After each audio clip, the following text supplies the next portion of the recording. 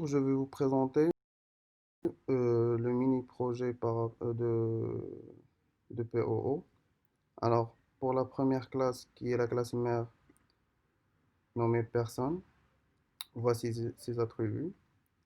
Voici le constructeur par défaut, le constructeur d'initialisation, qui prend en paramètre les trois attributs de la classe, le CIN, le nom et l'âge. Ici, nous avons déclaré des getters et des setters, car les attributs sont de type privé. Afin de pouvoir accéder à ces attributs, voici deux méthodes affichées et plus grands qui ont été déclarées de type virtuel. On verra ça par la suite.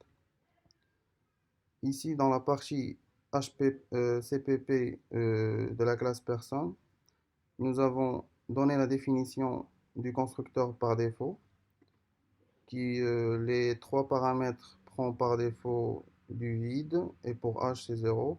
Le constructeur d'initialisation, voici les trois paramètres qui sont affectés aux attributs CIN, nom et âge.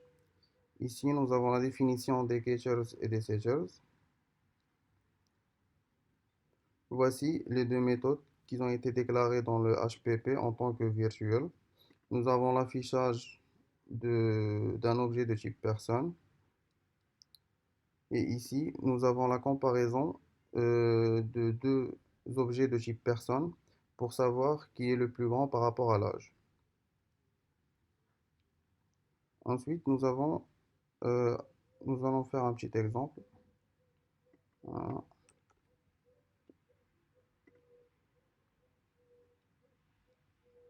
Alors, comme vous pouvez le constater, ici, nous avons deux objets de type personne. On a P1 et P2. Lorsqu'on fait l'affichage de P1, voici le résultat. Il nous donne le nom, le CIN et l'âge. Alors, nous allons tester la comparaison de plus grand. Voilà, on fait un cout car la méthode plus grand nous retourne un booléen. Nous allons tester ça. Voici, elle nous retourne 0 car 22 comparé à 22, ça ne veut pas dire que la personne P1 est plus grande que la personne P2. C'est pour ça qu'il nous retourne un 0. Si par exemple on donne à cette personne-là qui est par exemple la plus grande, on lui donne 26 dans l'âge, ben, il va nous retourner un trou, un 1. Voilà. Alors passons à la classe suivante, qui est enseignant. Elle hérite de la classe personne en tant que virtuelle, car comme nous avons dit que ici on a deux méthodes de type virtuel, on en aura besoin par la suite. Alors, voici les attributs de la classe enseignant qui sont déclarés de type private. Alors ici, nous avons le constructeur par défaut, le constructeur d'initialisation et les getters et les setters, car bien sûr les attributs sont privés. Ici, nous avons trois méthodes qui ont été demandées comme consigne. Alors, ils sont eux aussi déclarés de type virtuel afin que la classe mère puisse y accéder. Alors, dans la partie CPP de la classe enseignant, voici la définition du constructeur par défaut. Ici, c'est la partie de la définition du constructeur d'initialisation. Comme vous pouvez remarquer, on donne plusieurs types de paramètres. On donne les paramètres nécessaires à la construction d'un objet de type enseignant et aussi les paramètres pour le constructeur d'initialisation de la classe personne qui sont passés ici. Alors ensuite, on affecte les objets pour l'objet de type enseignant à chaque attribut ici. Ensuite, nous avons les getters et les setters, leur définition. Voilà. Et voici les trois méthodes. La première qui affiche un objet de type enseignant, mais aussi on appelle afficher de la classe personne. Car bien sûr, un enseignant euh, est tout d'abord aussi un type de personne. Alors on affiche la personne en premier, ensuite les informations par rapport à l'enseignant. Ici, nous avons la comparaison par rapport à l'ancienneté. On compare deux objets de type enseignant. Et ici, on calcule le salaire de l'enseignant. Alors, ici, on va faire un exemple. Nous avons deux objets de type enseignant, EN1 et EN2. On va afficher EN1.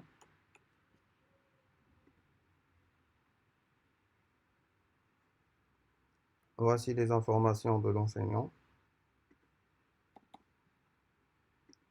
On va faire une comparaison par rapport à l'ancienneté. Comme vous pouvez remarquer, le premier enseignant a 8 ans d'ancienneté et le deuxième n'a que 5 ans. Alors, automatiquement, il va nous retourner un trou. Voici un. Alors, ensuite, nous allons calculer le salaire de EN1.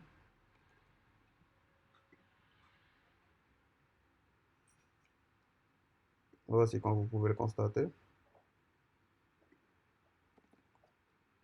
Ensuite, nous allons passer au fichier HPP de la classe étudiant qui hérite elle aussi de la classe personne en tant que virtuel. Voici ces paramètres, ces attributs qui sont privés, le CNE, niveau, filière et la bourse. Ensuite, nous avons le constructeur par défaut, le constructeur d'initialisation, qui prend lui aussi les paramètres de la classe étudiant et aussi les paramètres de la classe personne. Nous avons les getters et les setters et les trois méthodes qui sont bien sûr déclarées de type virtuel. Alors, pour la partie CPP de la classe étudiant, voici le constructeur par défaut. Voici le constructeur d'initialisation. Ici, par défaut, on passe aussi, on appelle aussi le constructeur par défaut de la classe personne. Ici, c'est le constructeur d'initialisation de la classe étudiant qui prend en paramètre, comme on a dit, l'âge, le nom et le CIN qui seront passés dans le constructeur d'initialisation de la classe personne. Ensuite, pour les paramètres de la classe étudiant, ils sont affectés aux attributs ici. Ensuite, nous avons la définition des getters et des setters. Et voici les trois méthodes de la classe étudiant. On appelle afficher de la classe personne en premier. Ensuite, on affiche les informations de l'étudiant. Ensuite, nous avons ici la comparaison de deux étudiants par rapport à leur niveau. Et ici, on retourne la bourse de l'étudiant. Voici un exemple.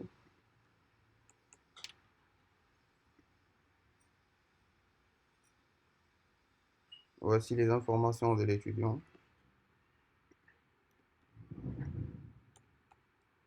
Voici une comparaison de l'étudiant ET1 et ET2.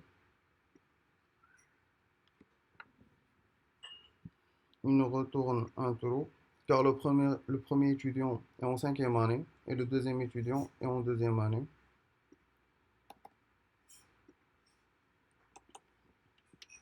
Ici, pour ce qui est du salaire, il nous retourne la bourse qui est 1500, je vais donner ici.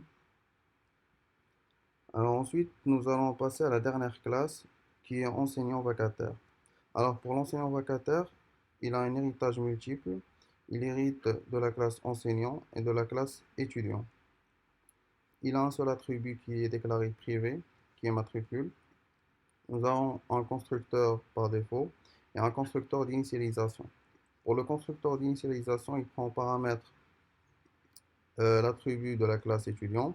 Ensuite, les paramètres qui sont nécessaires pour les constructeurs d'initialisation de la classe enseignant et de la classe étudiant, qui sont déclarés ici, code E, salaire H, l'ancienneté, la spécialité, nombre d'heures, le CNE, le niveau et la filière, la bourse, le CIN, le nom et l'âge.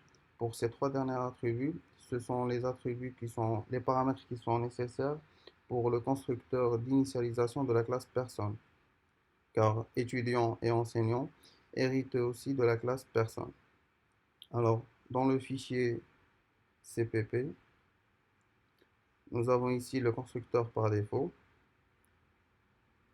Ensuite, nous avons le constructeur d'initialisation qui a les paramètres des trois classes, enseignant, étudiant et personne.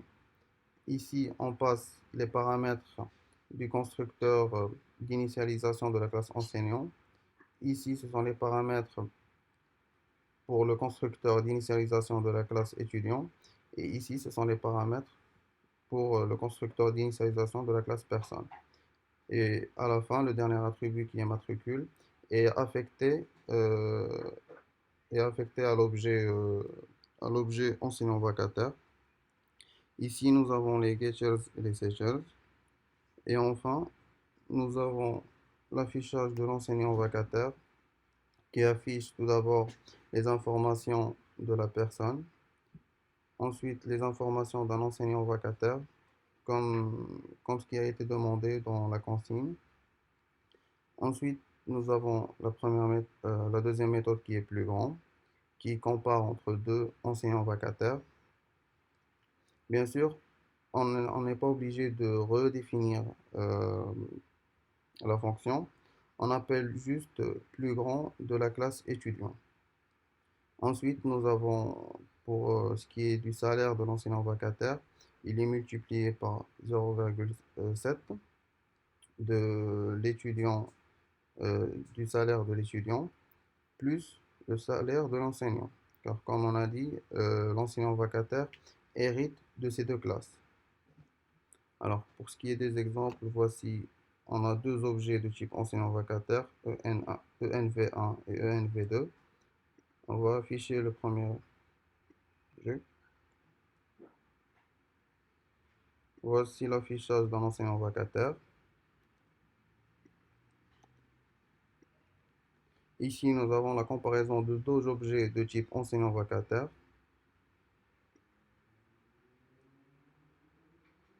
Alors, le premier, il a 10 ans. Voilà. Et le deuxième, il a 4 ans. Alors, bien sûr, ça sera un trou, car ENV1 est plus grand que ENV2. Alors, ici, il nous retourne le salaire qui est calculé. Voici. La liste c'est une liste qui contient 5 emplacements, alors qui sont de type personne.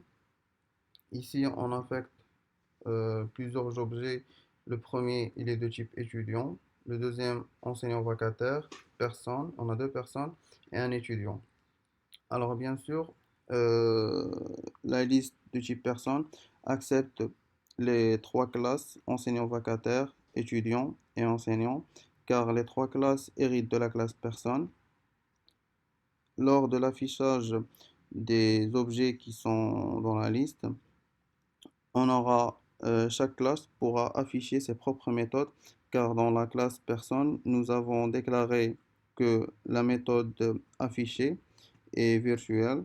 Alors, par exemple, pour le premier exemple qui est un étudiant, on a l'affichage d'un étudiant, car une fois l'algorithme arrive dans la classe personne, il trouve qu'il y a une méthode affichée, mais qui a été déclarée virtuelle. Alors, comme c'est un étudiant, il va directement à la classe étudiant et il va trouver qu'il y a bien sûr une méthode affichée. Elle est elle aussi déclarée de type virtuel. Alors il va nous retourner l'affichage de la classe étudiant, comme vous pouvez le constater ici. Ensuite, nous avons l'enseignant vacataire qui fonctionne de la même manière.